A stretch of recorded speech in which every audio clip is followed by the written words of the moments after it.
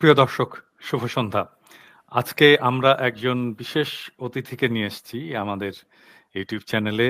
আম আপনারা সম্ভবত উনাকে দেখেছেন কিছুদিন আগে ইউটিউবে একটা ভিডিওতে।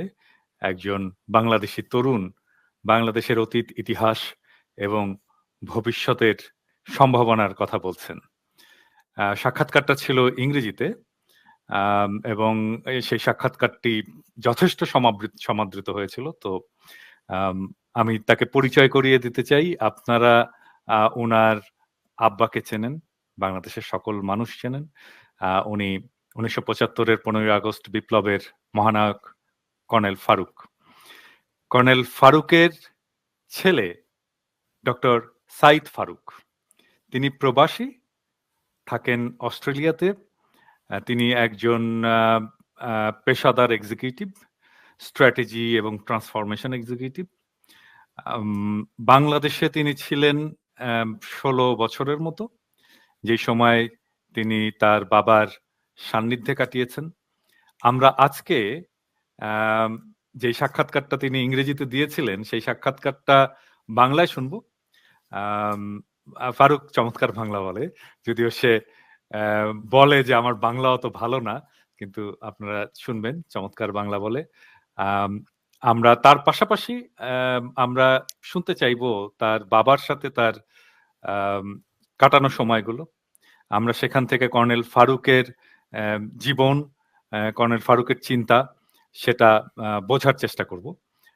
তিনি কিভাবে তার সময় কাটাতেন, পরিবারের সাথে কিভাবে সময় কাটাতেন, তিনি কিভাবে রাজনীতি করতেন, সেটা আমরা জানার চেষ্টা করব। ডক্টর সাইদ ফারুক, আপনাকে স্বাগত। ধন্যবাদ ভাই। আমার প্রথম প্রশ্ন যে আপনি যে সময়টুকু কাটিয়েছেন আপনার বাবার সাথে, সেটা সেই সময় আপনার বাবাকে আপনি কেমন দেখেছেন? কি করতেন তিনি? আপনার সাথে কি আলাপ করতেন? আমার বিশ্বাস সেই সময় আপনার বয়স অনেক কম ছিল। আমি নিশ্চিত না যে আপনার সাথে রাজনীতি নিয়ে আলাপ করতেন কিনা। কিন্তু স্টিল আমি জানতে চাই যে সেই সময়টা আপনার বাবার সাথে কেমন কেটেছে? জি ভাই, আমাকে আগে প্রথমে আমাকে ক্ষমা করুন আপনি যে আমার বাংলার চর্চা অনেকদিন 30 বছর ধরে হয় নাই। এজন্য আমার ভোকাবুলারিটা এত এক্সটেন্ডেড না। তো প্লিজ আমাকে মাফ করে দিন এটার ব্যাপারে। অডিয়েন্সেও মাফ করে দিন এটার ব্যাপারে। আমার বাবার সাথে আমি 14 বছর বয়স কাটাইছি, যেখানে আমাকে গড়ে তুলেছে। আমি বাবার সাথে সব জায়গায় যেতাম। টেকনাফ তেঁতুলিয়াতে সব সব গ্রাম বাড়িতে, উপজেলাতে গেছি বাবার সাথে, যখন সে রাজনীতি করতো। আপনি তো জানেন যে আমার বাবা 1986 এ প্রেসিডেন্সিয়াল ইলেকশনে আই থিংক নাম্বার 2 আর নাম্বার 3 হয়েছিল এরশাদের এগেইনস্টে। আর যখন সে রাজনীতি করতো আর যখন সে সাপোর্ট করতো, আমি তার সাথে যেতাম। কি বাঙালিদের মানে পটেনশিয়াল কি, এগুলো সব আমার সাথে কথা বলতো। অবশ্যই আমি 10 বছর 11 বছর বয়স, আমি কি এতটা বুঝবো না? কয়েকটা জিনিস কয়েকটা জিনিস চলে গেছে, কিন্তু অনেকটা জ্ঞান অবশ্যই আমার সাথে চিন্তা ভাবনা এখনো আছে। আর ওগুলো আমারও মানে আমার থটসে ওটা প্রেজেন্ট এন্ড ইনফ্লুয়েন্সেস মি। আচ্ছা, ওই আলোচনায়, ওই যে ইউটিউবের আলোচনায়, ইংরেজি আলোচনায় আপনি বাংলাদেশের অতীত নিয়ে বলেছিলেন।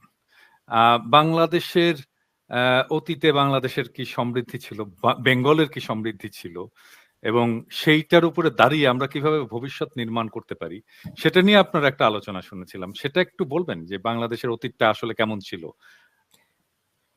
তো আমি এটা চেষ্টা করবো বাংলাতে বলতে, বাট আমি যেটা ইতিহাস পড়ছি, আমার অনেকটা বই অবশ্য আমার বাবা আছে, আর ওগুলো আমার পড়াশোনা করতে পারছি এই 20 বছরে। আর ওখানে যেটা আমি শিখলাম, আর এখানে একটা নতুন একটা বই আছে, এটা it's a very powerful book by William Dalrymple, it's called Anarchy. Actually that's ওটা মানে আমাদের মানুষ বাঙালিরা লেখে না, এটা ইটস ইন্টারন্যাশনাল হিস্টোরিয়ান লিখছে এটা। আর ওটাতে বলতেছে যে কিভাবে ব্রিটিশ এম্পায়ার আসছে বাংলাদেশে, কিভাবে বেঙ্গলে আসছে, আর মির্জা জাফর কি করলো, সিরাজউদ্দৌলার সময়, আর কিভাবে মানে মানে বেঙ্গলের ইকোনমিটা কেমন ছিল তখন, ওই ব্যাপারে I was shocked to hear, মানে এত ভালো ইকোনমি ছিল আমাদের shocked or surprised? Surprised and shocked to hear what our contribution was, but not only in Bangladesh but পৃথিবীতে, globally. তো এটা আমাদের মানুষ বলতেছে না, এটা তো মানে বিদেশি মানুষকে আমাদেরকে বলতেছে যে this was the powerhouse of the entire global economy, right? It was producing and the richest, like এখানে মানুষ মানে কি বলতে পারি, বিল গেটস এর মতন মানুষ ছিল এখানে, or ইলন মাস্কের মতন মানুষ equivalent, মানে আমার নবাব অফ বেঙ্গল ছিল, ঠিক আছে?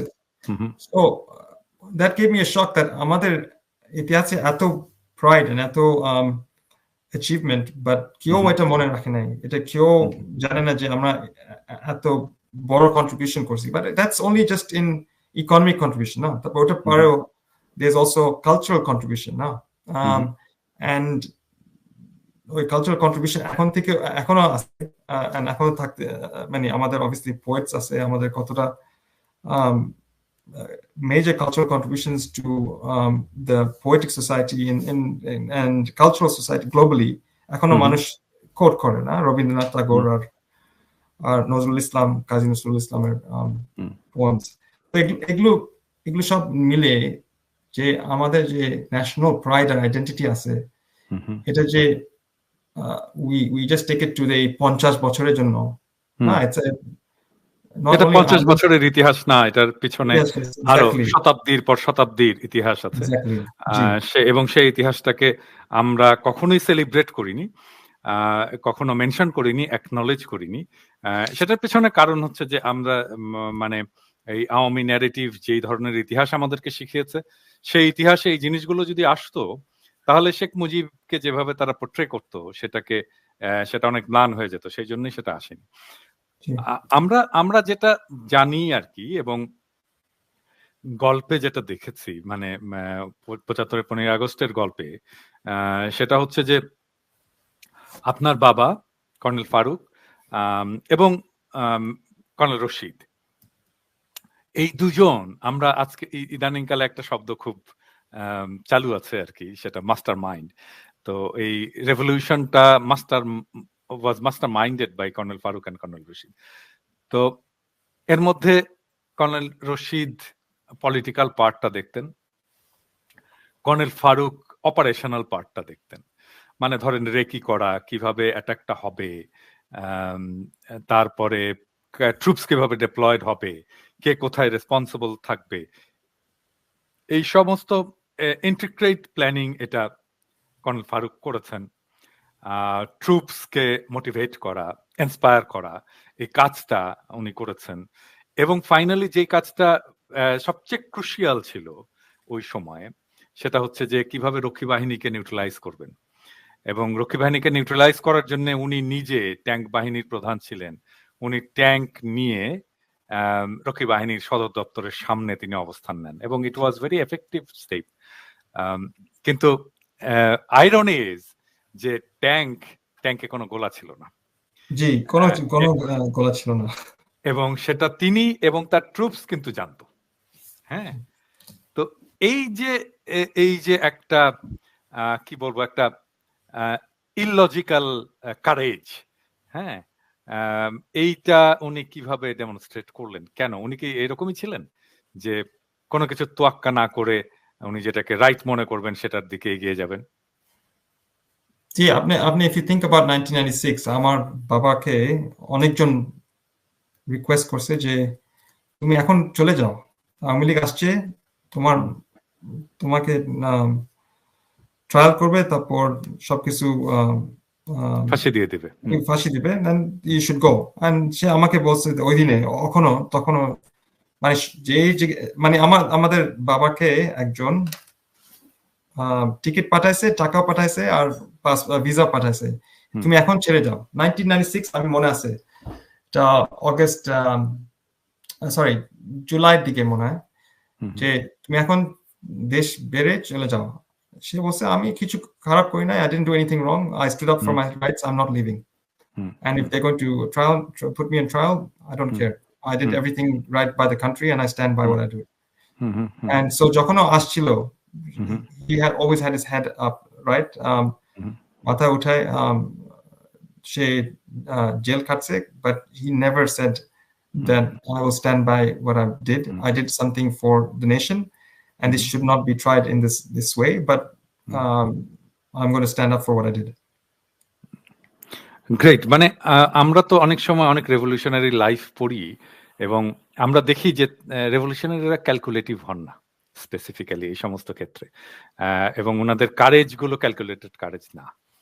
কারেজ গুলো সবসময় ইললজিক্যাল। মানে এমন একটা জায়গায় উনারা সাহস ডেমনস্ট্রেট করেন, কারেজ ডেমনস্ট্রেট করেন, যেখানে একজন সাধারণ মানুষ এই কাজটা করতো না। এবং অসাধারণ মানুষরাই সেজন্য বিপ্লবী হয়ে ওঠেন। কিন্তু ধরেন কর্নেল ফারুক তো একজন ক্যারিয়ার মিলিটারি অফিসার, তাই জি, না? এবং খুবই অল্প বয়সে উনি পাকিস্তান আর্মিতে জয়েন করলেন। উনি তো কখনো রাজনীতি করেননি, পলিটিক্স এর কোনো ট্রেনিং ছিল জি, না। না, না। তো তাহলে উনি কিভাবে একজন এইরকম রেভলিউশনারি হয়ে উঠলেন?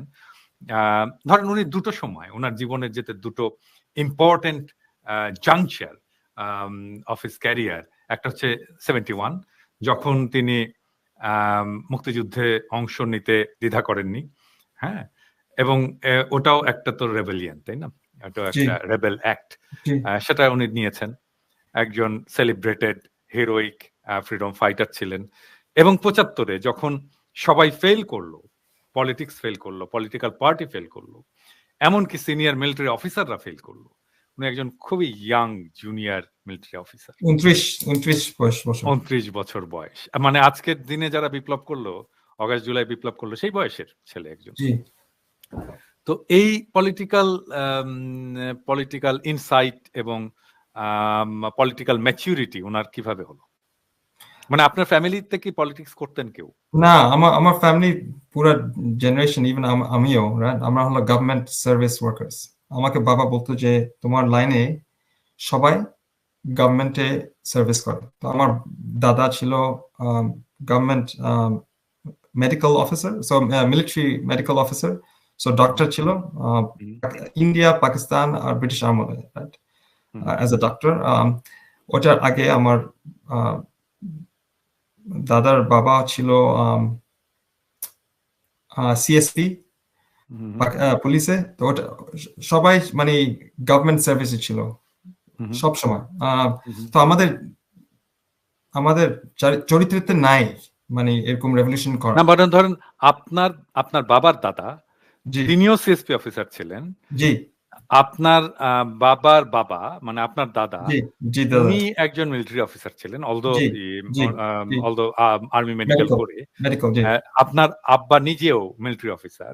তো জি, আপনার ফ্যামিলি হেরিটেজ হলো সার্ভিস। এইটার মধ্যে আমি খুব বুঝতে চাচ্ছি যে এর মধ্যে এই রেভলিউশনারি জিল, রেভলিউশনারি এলিমেন্ট কোত্থেকে আসলো? ইনফিউজড হলো কোত্থেকে?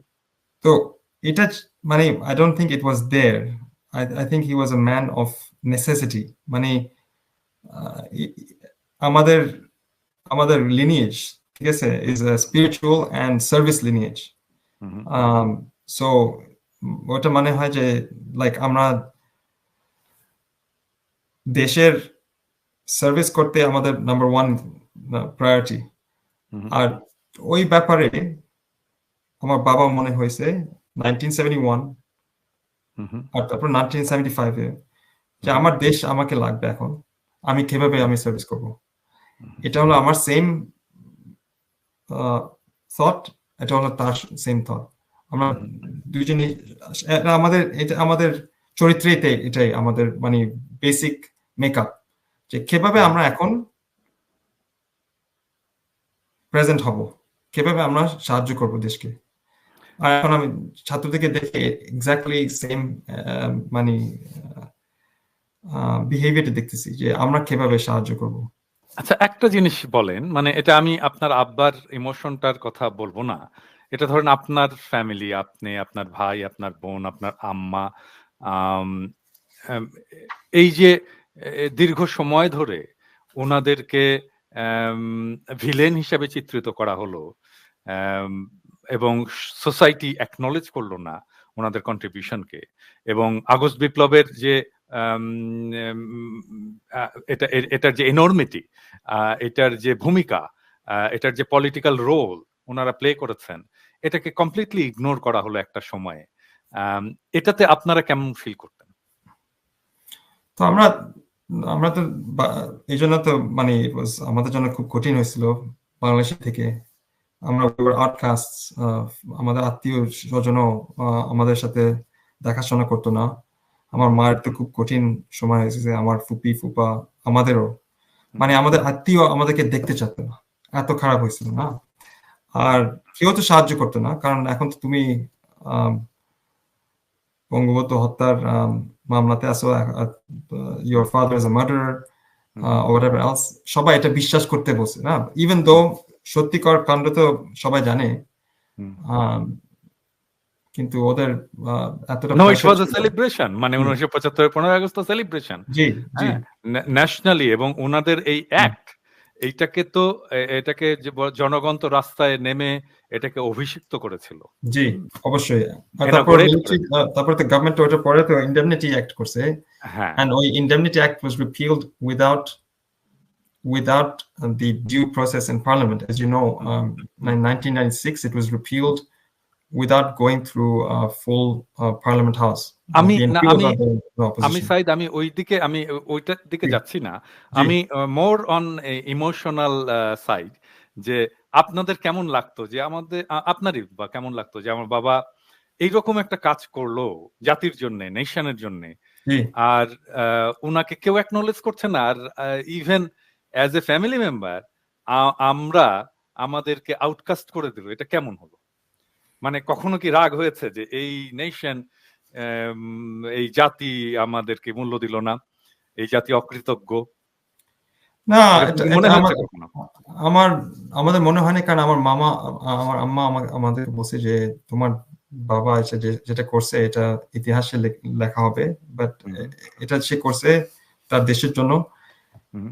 ইট ডাজন্ট ম্যাটার যে কি মনে করে না কিনা, in the short term it matters what he did and why he did it. And কিন্তু আমাদের জন্য অবশ্যই it was a sad, মানে 30 বছর ধরে আমরা এখানে আউটকাস্টের জন্য বাংলাদেশে ফেরত যেতে পারি নাই। আমাদের মানে we didn't have access to anything other than our access to our own ability to work, কাজ করতে পারি, শ্রমে কাজ করতে পারি। কিন্তু এই জন্য তো আমার মানে আমার পুরো family we were destroyed. We were fully destroyed for 30 years.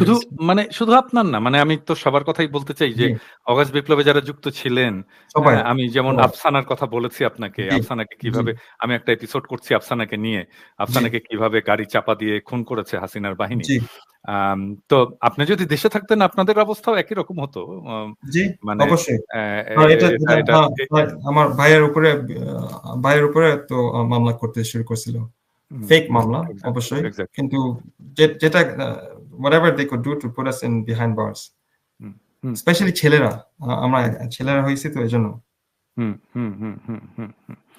তো আই বিলিভ যে আপনারা নিজেরা যে কারেজটা পেয়েছেন এই টাইমটাকে ইয়ে করার জন্য, এটা প্রবাবলি আপনার আম্মার কথাগুলো আপনাদেরকে এই কারেজটা দিয়েছে, যে এই ডিফিকাল্ট টাইমে কিভাবে উইথস্ট্যান্ড করতে হবে এবং এটাকে নেভিগেট করতে হবে। আই বিলিভ যে এটা এই কারেজটা ওনার কাছে। এটা সত্য কথা, বাট ইটস অলসো বাবার থেকেও, রাইট? বাবার কারেজটা মানে আপনাদের তাহলে বিশ্বাস ছিল যে এক সময় না এক সময় ওনারা সেলিব্রেটেড হবেন? না, অ্যাকচুয়ালি 2 মাস আগেও ছিল না। 2 মাস আগে আপনি কিছুদিন আগে দেশে ফিরেছিলেন, আপনার বাবার জন্মভূমি মল্লিকপুর, নওগাঁর মল্লিকপুর। এটা হয়তো অনেকেই জানে না। আপনি গেছেন, এই ছবিটা আপনি তুলেছেন নিজের হাতেই, সবুজ মাঠ, এবং আপনার বাবার যে কবর আছে ওখানে, যে কবরে কোনো স্মৃতিচিহ্ন বসাতে দেয়নি, কয়েকটা বাঁশের খুঁটি দিয়ে ঘেরা আছে, কোনো মতে একটা চিহ্ন রাখা হয়েছে, সেটাও আপনি ওইখানে গেছেন, দেশের মানুষের সাথে দেখা করেছেন। এবং এখন দেশের মানুষ কি বলে আপনাকে যখন দেখে এবং জানে আপনি কর্নেল ফারুকের ছেলে? এখন সবাই তো অবশ্যই খুশি, আর আর আর যেটা আমার বাবা করেছিল 1975 সালে, তারা সবাই বলতেছে যে এখন যেটা হয়েছে 35 জুলাইতে আর আর যেটা 15 আগস্ট হয়েছে, এটা সেম। আর যে আমরা এখন বুঝি কেন কেন এটা হয়েছে, আমরা এখন বুঝতে পারছি 15 বছর পরে যে তোমার বাবা কি বলতে চাচ্ছিল আমাদেরকে। আমাদের দেশের দখল, আমাদের দেশের মুক্তি কিভাবে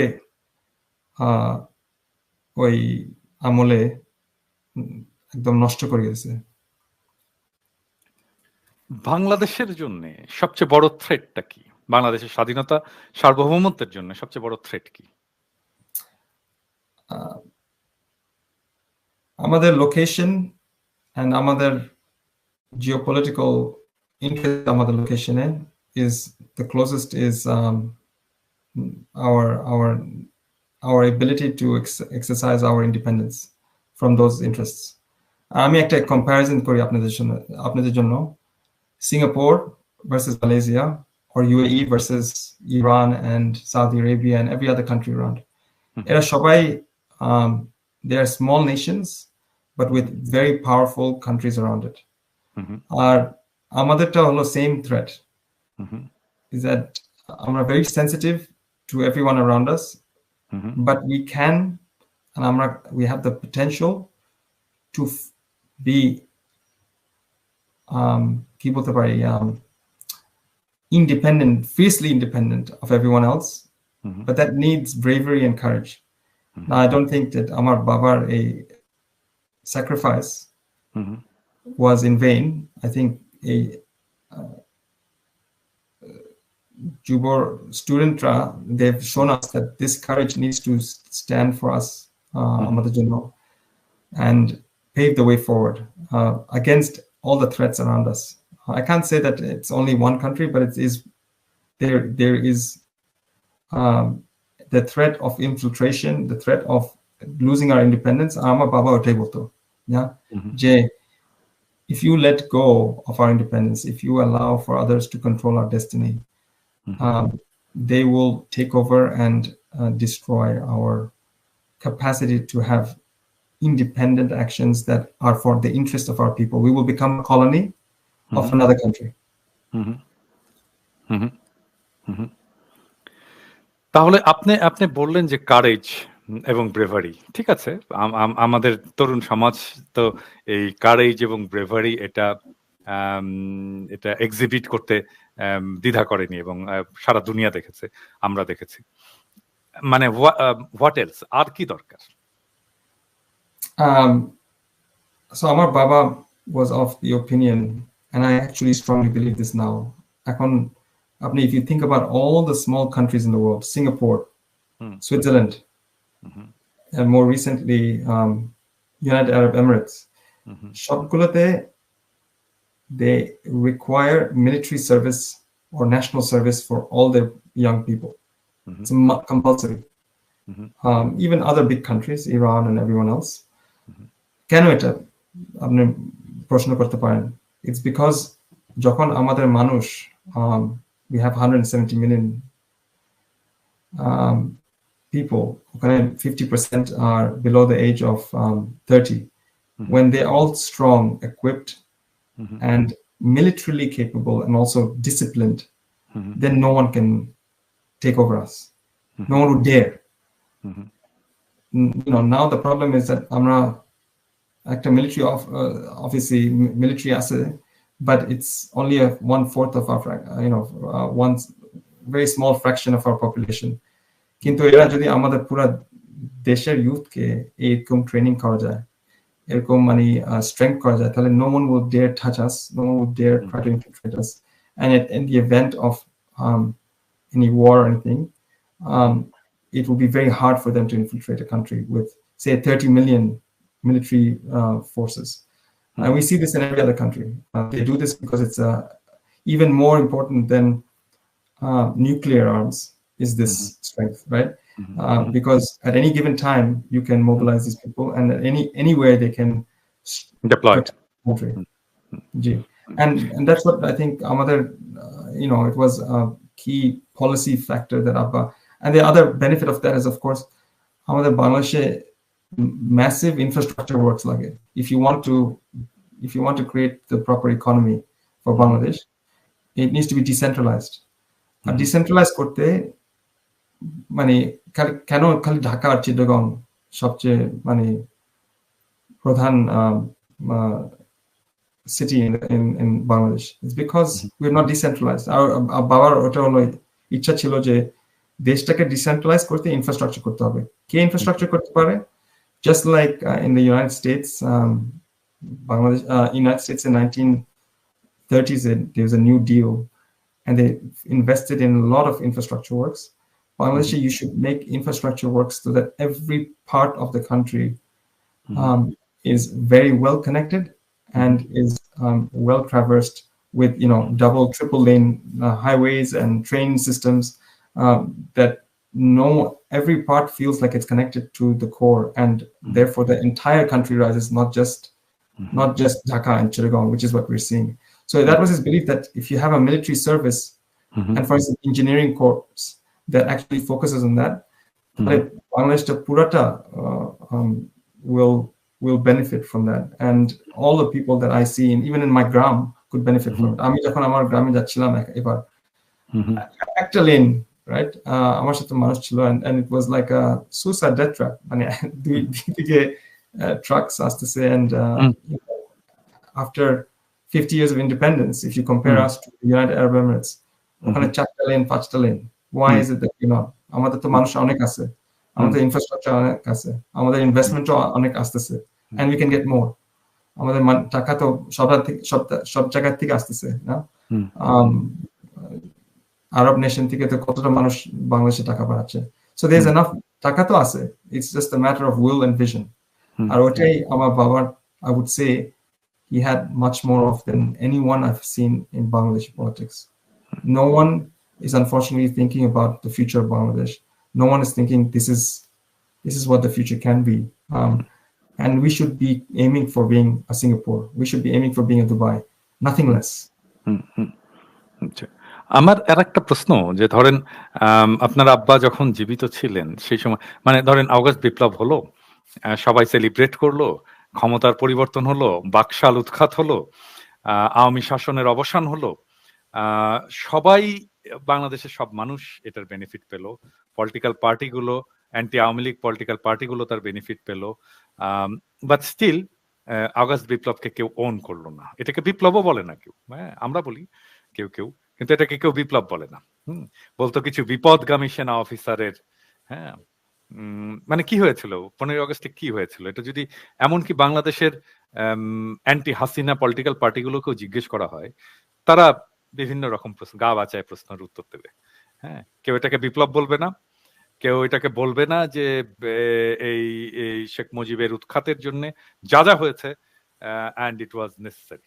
তারপর আপনার আব্বা যখন বেঁচে ছিলেন ওই সময়তে তিনি দেখলেন যে এই বিপ্লবের মর্মার্থটা সমাজে প্রতিষ্ঠিত হলো না, এবং বিপ্লব করে যাদেরকে উৎখাত করা হয়েছিল তারা ধীরে ধীরে প্রতিষ্ঠার দিকে অগ্রসর হচ্ছে, পলিটিক্যালি ইম্পর্টেন্ট হয়ে যাচ্ছে, এবং আপনার বাবা বেঁচে থাকতেই তারা প্রধান বিরোধী দল হয়েছে, নট অনলি দ্যাট তারা সরকার গঠন করেছে, হ্যাঁ আবার ফিরে এসছে 21 বছর পরে। আপনার আব্বার তখন কেমন লাগতো? উনি কিভাবে এটাকে ইয়ে করতেন? তো ওটাই তো আমি আপনাকে বলছিলাম যে আমাদের ডিএনএ তে আমরা হলো পলিটিশিয়ান, আমরা রাজনীতি করতে পারি না। It's not a part of our nature. রাজনীতি is মিথ্যা বলা, রাজনীতি is being corrupt, রাজনীতি is a lot of things. আমাদের নেচার হলো সার্ভিস ওরিয়েন্টেড, বুঝছেন, ন্যাশনাল সার্ভিস ওরিয়েন্টেড। তো যখন মানে ইভেন যখন বিপ্লবটা করে দিল, সে তো মানে অবশ্যই পাওয়ারটা হ্যান্ড ওভার করলো যে সিভিলিয়ান গভর্নমেন্টকে, আর আওয়ামী লীগের মানে শেখ মুজিবের গভর্নমেন্টের মানুষ মিনিস্টারকে হ্যান্ড ওভার করলো। আর তারা মানে 75-এর 15 আগস্টে যে গভর্নমেন্টটা আসলো খন্দকার মোস্তাক, এটা তো আওয়ামী লীগের গভর্নমেন্টই, সবাই আওয়ামী লীগের লোকজন। জি, আর সো তার ভাবনা ছিল যে আমরা তো মিলিটারি অফিসার, আমরা তো গভর্নমেন্টের না, আমরা স্পেশালিস্ট না এটাতে, আমরা কেন এটা করবো? We not qualified. আমাকে অনেকজন বলে এখন যে তোমার বাবা তখন পাওয়ার নেয় না কেন? আমার বাবা আমাকে অনেক বলছে যে এটা আমাদের রেসপন্সিবিলিটি না, আমরা এখানে to defend the nation and to protect its sovereignty and to protect its sovereignty from external and internal threats. It's not to take over power. So our Baba never had that need for power that other politicians demonstrated or wanted, but he did have a vision for the country, not necessarily a need. So and he said আমাদেরকে বলতো অনেকবার যে তুমি তোমাদের মানে এই কাজ শ্রমটা করো and পাওয়ার ব্যাপারে চিন্তা করো না, ওটা হবে, বাট এই ব্যাপারে ডু নট আমাদের নেচারে আমরা পলিটিক্সে করতে পারি না জেনারেলি। আমরা এই ব্যাকাতেরা, মিথ্যা বলা, প্লেইং গেমস, এগুলো খেলামেলা, এগুলো আমাদের চরিত্রতে নাই। কিন্তু বিপ্লবটা তো হাতছাড়া হয়ে গেল এবং ফিরে আসলো, এটাকে উনি কিভাবে মূল্যায়ন করতেন? তো সে অবশ্যই অনেকবার সে চেষ্টা, আমার মাকে জিজ্ঞেস করা উচিত ছিল, বিকজ সে অনেকবার আমার মায়ের সাথে অনেক কথা হয়েছে এটার ব্যাপারে, কিন্তু আমাদেরকে যেটা বলতো যে এই যেটা আমি তখন করছি, এটা আমি করছি দেশকে বাঁচানোর জন্য, আর দেশকে তখন বাঁচাচ্ছি। দেশটা তো সাময়িক ভাবে বাঁচলো, কিন্তু আলটিমেটলি তো হাতছাড়া হয়ে গেল। আরো দীর্ঘ সময় আরো একটা বড় লড়াইয়ের মধ্যে পড়লাম। এই যে ধরেন আওয়ামী লীগ যদি আর না ফিরতে পারতো, যদি সত্যিকার অর্থে বিপ্লবের মর্মার্থ সমাজে প্রতিষ্ঠিত হতো এবং ওটাকে বিপ্লব হিসাবে আমরা রিকগনাইজ করতাম এবং বিপ্লব হিসাবে ওইটাকে এস্টাবলিশ করতে পারতাম, তাহলে আওয়ামী লীগের তো সেকেন্ড টাইম উত্থান হয় না, তাই না? হাসিনার তো উত্থান হয় না, আমাদেরকে আরেকটা রক্তক্ষয়ী লড়াইয়ের মধ্যে দিয়ে যেতে হয় না। হ্যাঁ, তো মানে আমি এটা বললাম কি জন্য, দেখেন আমার তো মনে হয় যে আমরা প্রবাবলি সেরকম আর একটা রাস্তার দিকেই যাচ্ছি আবার। মানে ধরেন আমরা বলছি যে আমরা এখন সংস্কার করব। বিপ্লব তো সংস্কার করে না, বিপ্লব সংস্কার করে না, বিপ্লব নতুন করে তৈরি করে। হ্যাঁ, মানে ধরেন অগাস্ট বিপ্লব হলো, সমস্ত পুরো সংবিধানটা ইনট্যাক্ট থেকে গেল। হ্যাঁ, দু একটা জিনিস একটু পাল্টানো হলো, হ্যাঁ, বাট পুরো সংবিধানটা ইনট্যাক্ট থেকে গেল। তাহলে তার কারণে ওই সংবিধানকে আবার আশ্রয় করে আবার আওয়ামী লীগ উত্থিত হলো। আজকেও একই ঘটনা ঘটছে তো, তাই না? আজকে দেখেন প্রফেসর ইউনূস সংস্কার করছেন, হ্যাঁ, নানা জায়গায়। তাহলে তো এটা বিপ্লব হয়নি। যদি সংস্কার হয় তাহলে এটা বিপ্লব হয়নি। হ্যাঁ, বিপ্লব একদম সব নতুন করে শুরু করে, একদম প্রথম থেকে শুরু করে। মানে 1971-এ যদি এরকম হতো যে আচ্ছা ঠিক আছে আমরা সংস্কার করি, করে আমরা একটা নতুন ইয়ে করি, তাহলে কি আর বাংলাদেশ স্বাধীন রাষ্ট্র একটা ইন্ডিপেন্ডেন্ট স্টেট হতো না তো, পাকিস্তানেরই কন্টিনিউশন হতো।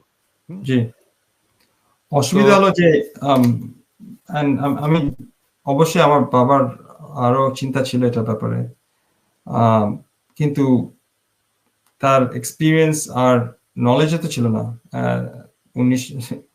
আমি সেই একই জায়গায় ফিরে যাচ্ছি, যদি আপনি এটা বলেন যে এক্সপেরিয়েন্স আর নলেজও ছিল না, তো আজকের দিনে ছাত্ররাও কি একই কাজ করছে না, একই মিস্টেক করছে না? And they are making the same mistake. That's correct. আমি এই জায়গাটায় আসতে চাচ্ছিলাম। হ্যাঁ, এবং দেখেন ছাত্ররা খুবই সেলিব্রেটেড, সবাই খুব পছন্দ করছে, হ্যাঁ, সবই ঠিক আছে, বাট ওই 1975-এর 15 আগস্টের ঘটনা কি ঘটছে না? জি, you're right. And এখন তো মানে you need the most experienced people who have মানে understanding of the geopolitics of Bangladesh and also of the future of Bangladesh to reorganize the country and its economy. You're absolutely right. You're absolutely right. আমি আর কোনোভাবে বলতে পারি না। And আমার fear যেটা আমি শুনতেছি বাংলাদেশ থেকে যেখানে যাচ্ছে আমি, যে ছাত্রদের they did the Biplab, but ওদের মানে এক্সপেরিয়েন্সটা তো নাই আমার বাবার মতো না। They have an experience, একই রকম বয়স, and so তাদের দায়িত্বটা have to be passed on to the next team, and তাদের and I agree with you যে সংসার করে তো মানে you can't create a new movement আর ওটা আমার fear যে বাংলাদেশে এটা this will be short lived যে মানুষরা they will not reorganize and they will not consider the threats to the country from within and outside. And right now, even Awami League is inside, as you said correctly, and they are creating the same threats as there was আগে যেটা ছিল এখন আছে. And এটা মানে to cement this revolution, to cement this biplab, is to create the systems to protect the country from future, from being captured, from captured by other states. And 100% এখনই যেহেতু I know that মানুষরা এখন they are scheming to destroy this. 100% আমাদের neighbors and Awami League are going to scheme to, and আমরা তো দেখতেছি প্রতিদিনই garments একদিন আনসার একদিন যেটা করতে পারবে to destroy this they're going to do. And আমার ফিয়ার হলো যে আমরা এখানে আমার ভয় হলো যে এখানে আমরা কি করতেছি আমরা কিভাবে নতুন রিয়ালিটি রিস্ট্রাকচার করব মানে গভর্নমেন্টে যেন এটা আবার না হয় কোনোদিন আমার এটা সবচেয়ে বড় ভয় দেশের জন্য আচ্ছা আমরা আমাদের আলোচনার শেষ পর্যায়ে চলে এসেছি কয়েকটা জিনিস একটু জেনে নিতে চাই যে আপনি একজন খুবই সাকসেসফুল প্রফেশনাল ইয়াং প্রফেশনাল এবং রাষ্ট্র নিয়েই কাজ করেন রাষ্ট্রের এফিসিয়েন্সি বাড়ানো রাষ্ট্রকে রিস্ট্রাকচার করা স্ট্র্যাটেজি ঠিক করা আপনি কি দেশে ফিরবেন আমার অবশ্যই ইচ্ছা আছে দেশের উন্নয়ন করা যেভাবে আমি পারি তো আমাকে আল্লাহ স্পেশাল একটা সুপার ব্লেসিং দিছে আর ওটা আমার যদি আমার প্রোফাইলে দেখেন আমাকে যেখানে মিনিস্টাররা যেটা লিখছে আর সব হেডস অফ স্টেটস আর সিইও অফ কোম্পানি যেটা লিখছে যে আমি ভিশন থেকে স্ট্র্যাটেজি এক্সিকিউশন করতে পারি কিওর ব্যাপার মানে কিওর মতো না মানে very few people in the world can do this আর এটা আমার এক্সপিরিয়েন্স হয়েছে অবশ্যই ইউনাইটেড আরব এমিরেটসে আর সৌদিতে আর বাহরাইনে আর সব জায়গায় এটা আমি কাজ করি তো এটা আমার অবশ্যই ইচ্ছা আছে যে আমি আমার নিয়ত আছে যে বাংলাদেশে যদি আমি এটা যেভাবে আমি করতে পারি আর যেভাবে আমি এটা কন্ট্রিবিউট করতে পারি আমি চেষ্টা করব এক্স্যাক্টলি কোন জায়গাটায় আপনি কন্ট্রিবিউট করতে চান মানে ধরেন আপনি যদি ধরা যায় যে বাংলাদেশ সরকার আপনাকে বললো যে আসেন আমাদের সাথে কাজ করেন ঠিক কোন জায়গাটায় কাজ করবেন আপনি কোন মন্ত্রণালয়ে কাজ করবেন national planning and restructure so Bangladesh government and orthaniti money restructuring so that the system by which Bangladesh is organized and particularly the head of the government so ami UAE government prime minister or vice president office আমি কাজ করতাম আর ওখানে আমার কাজটা ছিল 5 বছরের জন্য যে আমি দেশের মানে ট্র্যাজেক্টরিটা কোথায় যাচ্ছে কোন থ্রেট আছে আর কিভাবে আমরা we will chart our own trajectory ওই প্র্যাকটিসটা আমি ওখানে আমি রিফাইন করছি because আমার ওটা কাজ ছিল সো আমরা যখন whether it's another country whether it's COVID whether it's any threat and what strategy আমাদের হওয়া উচিত to look 25 বছর in the future কারণ আমাদের কি বাংলাদেশে অসুবিধা কি যে আমরা মানুষ মানে লাইক পার্টি করি ইতিহাস ব্যাপারে ভবিষ্যৎ আমাদের ছাত্রদের ভবিষ্যৎ নিয়ে কেউ চিন্তা করে না আর এটা কে চিন্তা করবে আমাদের ব্যাপারে সো এটা হলো আমার আলহামদুলিল্লাহ মাই সুপার ব্লেসিং এটা আমাকে আল্লাহ দিছে একটা স্পেশাল জিনিস যেটা আমি এই স্ট্রাকচারটা করতে পারি তারপর mobilise the forces resources to get the job done তো বাংলাদেশে তো প্রচুর ইনভেস্টমেন্ট করা যায় বাংলাদেশে বিদেশ থেকে অনেক ইনভেস্টমেন্ট করা আসা যাওয়া হচ্ছে অলরেডি হচ্ছে এখনো হচ্ছে পাঠাতে শুনলাম এখন $10 মিলিয়ন মানে 100 কোটি টাকা এখন উঠালো বিদেশ থেকে তো টাকা প্রচুর আছে, পুরা দুনিয়াতে টাকা প্রচুর আছে, পুরা দুনিয়াতে অনেক ইনভেস্টমেন্ট আছে। ওই নেক্সাসটা যে ভিশন, মানুষ তো মানে আপনি কেন, why do people like Elon Musk or why do they like Steve Jobs যখন সে বেঁচে ছিল? কারণ they put a vision of the world and then that attracted resources, that attracted capital. So Bangladesh is the biggest problem that আমি দেখছি যে মানুষ, nobody talks about the future. You know, it's some, you know, I think Awami লীগের সময় 2008 সালে মনে হয় একটু কথা বলছিল, but barely, and then তারপর they went back into their natural state. So whereas I mean the most successful countries, and especially UAE and others, their unique characteristic is that they continuously focus on the future and continuously focus on hope, hope for the future. এটাতে মানে মানুষটাকে মানে even if যদিও আমাদের অবস্থা এখন ভালো না থাকতে পারে, যখন তারা আপনারা ভবিষ্যৎ নিয়ে চিন্তা করেন, at least it gives them some hope that okay, আমি এটার জন্য শ্রম করতেছি, এখন এটার জন্য আমি কাজ করতেছি, এই বড় সোনার বাংলার জন্য আমি এখন কাজ করতেছি। এখন যদি বাংলাদেশে দেখেন মানুষ, তারা নিজেদের জন্য কাজ করতেছে। বাংলাদেশ থাকতে পারে, but it's a very far distant future. Whereas আপনি যদি সিঙ্গাপুরে যান or UAE তে যান or কোথাও যান, মানুষের মানে national pride and connection to মানে their national destiny, unified national destiny. Yes. তো তাহলে আমি যদি শেষ প্রশ্নটা এভাবে শেষ করতে চাই, বাংলাদেশকে 25 বছর পরে কোথায় নিয়ে যাওয়া সম্ভব আপনি একটু ভিজুয়ালাইজ করেন আজকের তরুণদের জন্য। জি, অবশ্যই। তো বাংলাদেশ is strategically located, আপনি যদি ম্যাপে দেখেন না, Bangladesh is strategically located between China, India, Southeast Asia and the African continent. This area is the most strongest. আপনি তো জানেন যে in the next 20 to 30 years the economic center of gravity is moving from পশ্চিম দিক থেকে পূর্ব দিক to China. It's already moving, right? And in the next 5 years it will be around close to Bangladesh. So we are already in the economic center of gravity. Aekta jinis that's very powerful about us is that our location as a hub. I mean, if you think about the entire place of where connections happen, why can't Bangladesh be another Singapore, or why can't Bangladesh be another Dubai? Both in terms of airline travel, also in terms of logistics and transportation. Because we have access to a deep water port, and we have access to the Bay of Bengal that connects to everywhere else. Malaysia and Singapore and those ones even harder because they get into the South China Sea and they have a lot of trouble. From China we can get access to everywhere. It's a lot easier for us. So where I see Bangladesh in 25 years is as a top 20 economy, 100%. It's bar destabilizing forces. So another country decides that they're going to destabilize this country, that's the only thing that is the only thing stopping us from being a top 20 economy. And that means that আমাদের মানুষের, like we have the potential.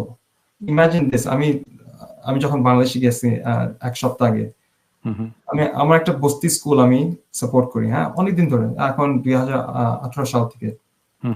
ওই বস্তি স্কুলে ছেলেরা বস্তির থেকে, হ্যাঁ, একদম মানে লোয়েস্ট একোনমিক সোসাইটি, ওখানে পড়ে।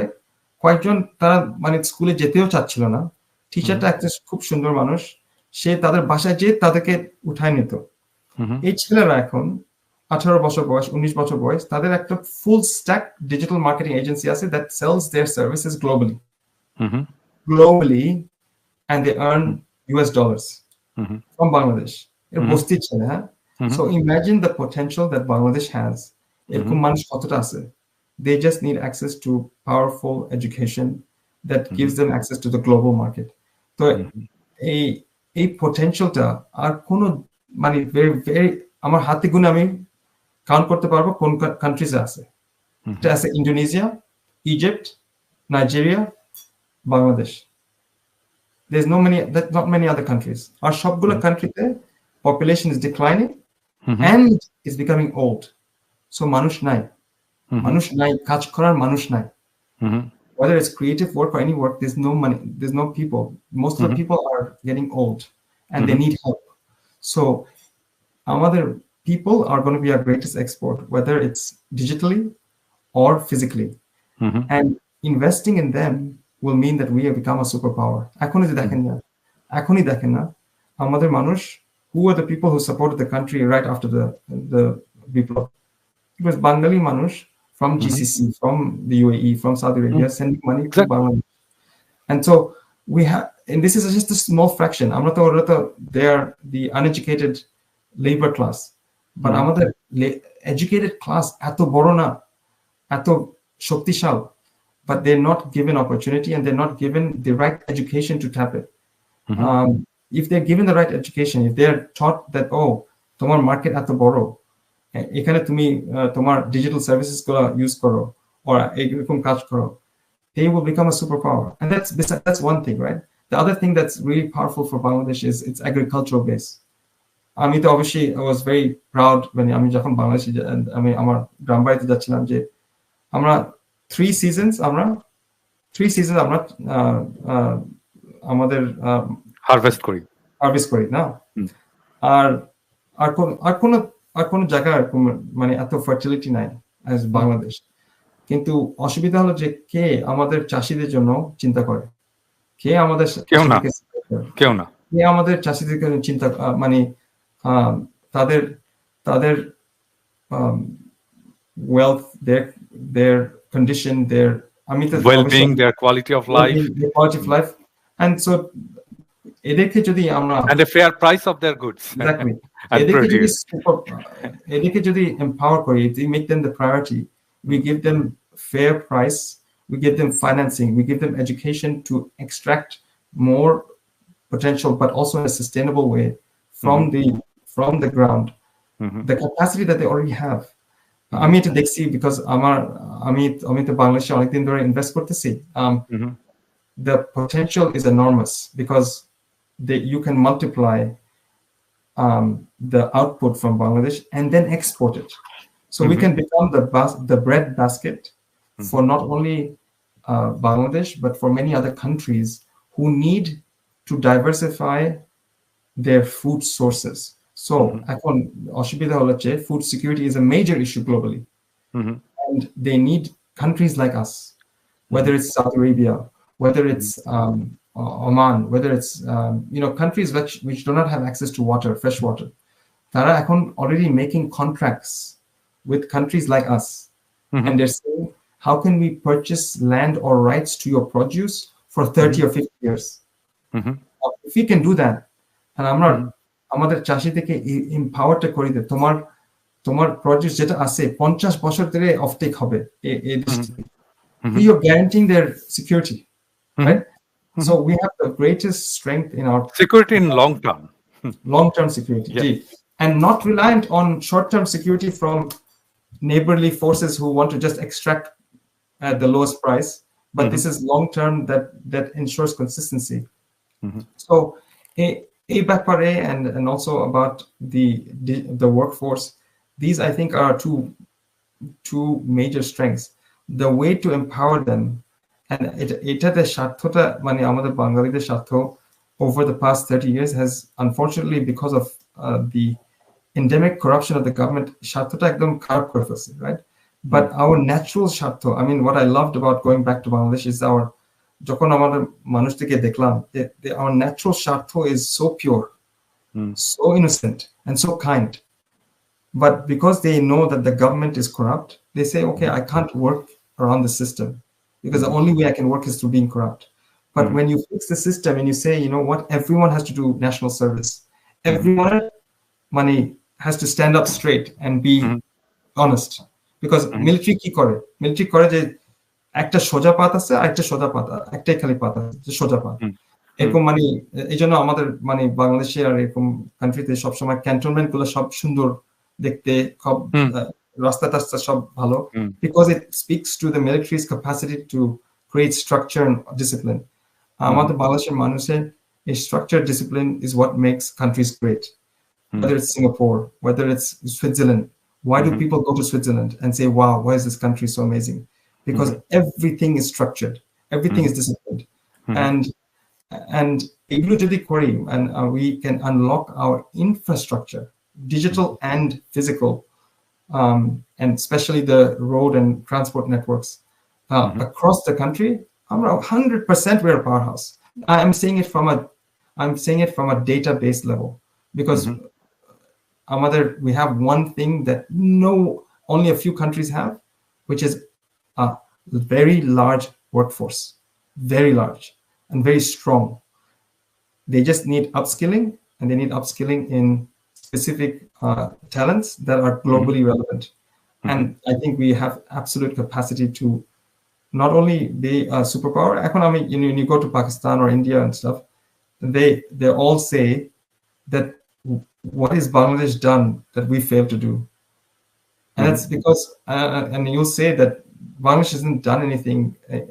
It's in spite of the government, but it's because of our people's potential, and our our natural potential is so strong. And I think that's what, if we, one of the things that I have as a view, at least my personal view, maybe it's not my father's view, is that the government's job is to make the regulation and get out of the way of the private sector, and not interfere by extracting rents from them. Now, there's another opportunity. There's only one other place that they should be interfering, is when one party or one power becomes too strong. So, for instance, electricity sector, if one person takes over the entire electricity generation of the country, that's a monopoly risk. That's monopoly, yeah. Or oligopoly. And এটা তো আমরা বাংলাদেশে এখনই দেখলাম, right? We've been seeing it for the past 15 years. There's one group that has taken over all the power contracts because the energy minister was the prime minister, and she gave it to her friends. This is the reason why nations fail. There's a book on this, and the reason why nations fail is because they don't protect the economy with the institutions that do not allow for regulatory capture. Our Bangladeshe, এটা প্রতিবার হয়, every time a government comes in, they will start awarding contracts to their friends and family, as opposed to, or to their trusted contacts. Whereas government's job is not to do any contracts. Government's job is to create policy and let the business people do whatever they have to do, and protect the poor people and the weak from exploitation. Now, obviously, you know this, that the best countries in the world do this really well. And another opportunity, it just needs visionary people who actually have the best interests of heart, and they're not trying to make money from their positions in government. Now, the value that Amader Ase is that we have a track record of just serving.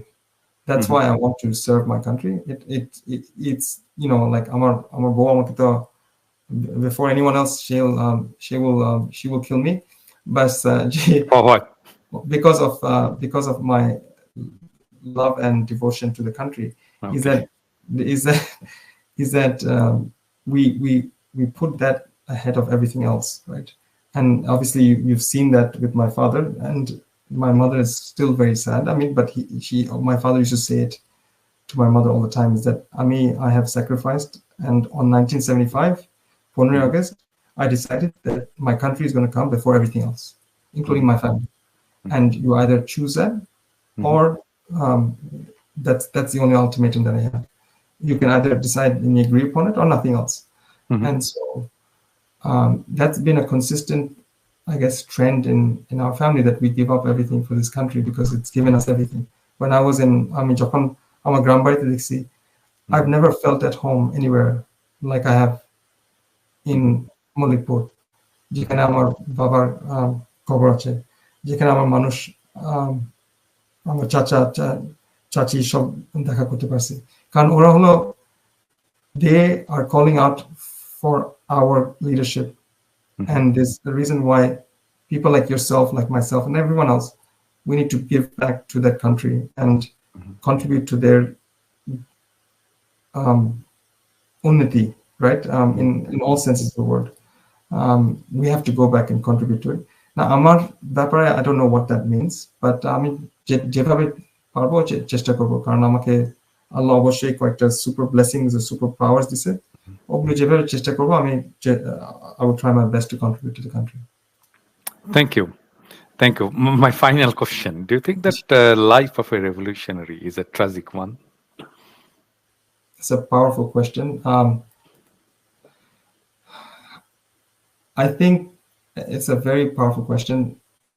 You know, when I went to Bangladesh, I got দুই সপ্তাহ আগে, one thing that occurred to me is that we are a part of a continuum.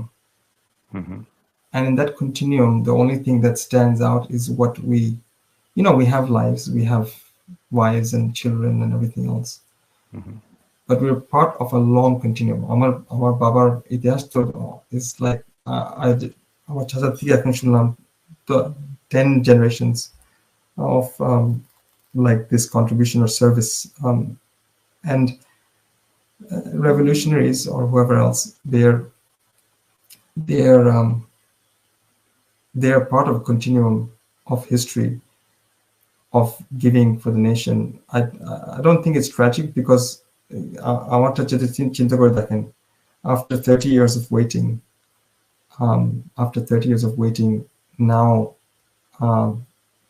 now people recognize what my father did and why he did it, even though he's been talking about No, that's natural with tragic heroes, you know. That's why we love tragedies. And so he was a tragic hero. That's why we love him. Thank you very much, Said, for your presence. And please pass our regards to your mother and your family. Thank you, Bhai. And I hope that one day we will go back to our countries to serve the country together. Inshallah. Thank you, Bhai. Inshallah. Thank you, Bhai. Thank you very much. Inqilab Zindabad. Inqilab Zindabad. Thank you.